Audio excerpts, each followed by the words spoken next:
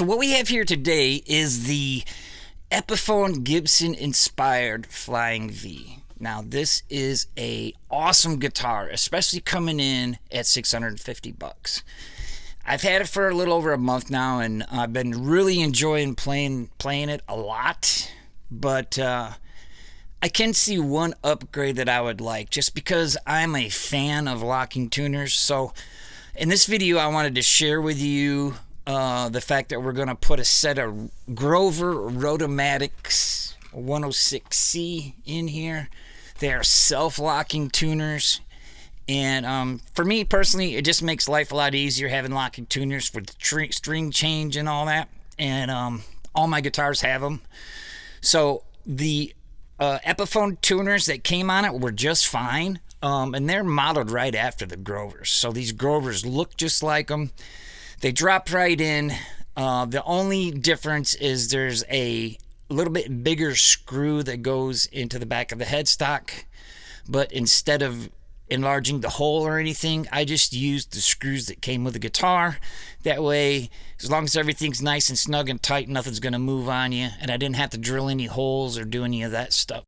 So let's go ahead and get started with this, and you guys can see how easy this job really is. Okay, so you're going to need a screwdriver, a 10mm socket. Here are the tuners, the Grover Locking Tuners 106C, I believe. Now you can see the post is a tad bit longer, and that's mainly because the cap on the end for the locking mechanism. Now we're going to start to take the old tuners out, and I just take that socket and loosen up all those nuts with the washer on them on the front here. And then I remove them all by hand.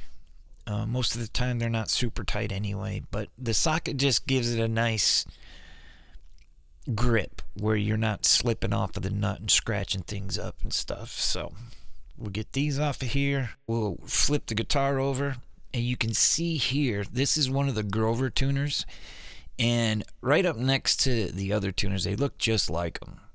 So you could also remove the screws and do one at a time.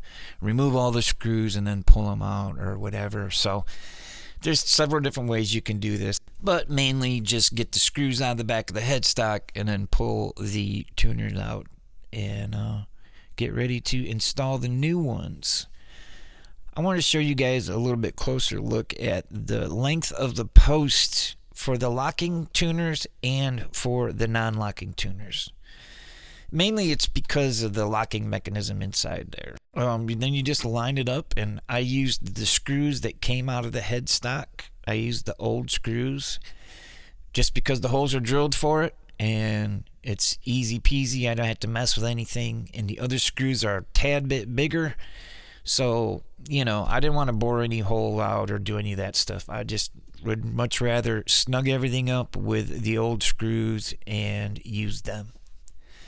So now when I put the washer and the nut on, I start everything by hand. That way you're not going to cross-thread anything or get anything stripped out or on any of that. So just start it all by hand. You just want to take your time with these things and use your hands. You know, you can feel a lot with your hands. And so we just get them all started, and then after I get them all snugged up and tightened up, then I just take that socket and tighten them all back up with them. Now, if you want to, you could put a ratchet on the end of the socket and give it a little bit of a turn, but you don't want to compress the headstock, the wood on the headstock, too much. So I mainly do it with my hands mostly. If you notice, they weren't hard to break loose without the ratchet too, so they don't put them on there like super tight. But if you're worried about them moving or whatever, you could just give it a little bit of a snug on the end of it, and that way, you know, you wouldn't have to worry about it. But between the screw and getting them tight this way, they're not going anywhere. You know, they're tight, they're good to go. So you can see here, I just pretty much did it that way, and you know, every once in a while when you change your strings, you can always check it to see, make sure things are tight still. So you still want to compress the wood on the headstock too much. Here's the side view. You can see the posts are a tad bit longer due to the gear ratio and the locking mechanism on there. And the backs look just like the non-locking tuners. And yeah, now you got fast string changes and you're good to go.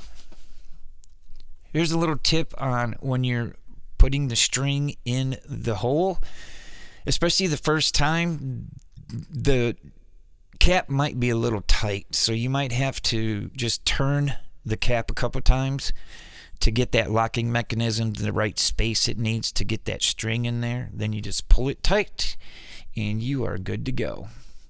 Now you have locking tuners for your super cool Epiphone. And if you have any questions, comments, or concerns, please leave it down below. I'll answer it in a timely manner. Feel free to give it a like, subscribe, or a share if you feel so compelled to do so. And we will talk to you on the next one. Have a wonderful, wonderful week.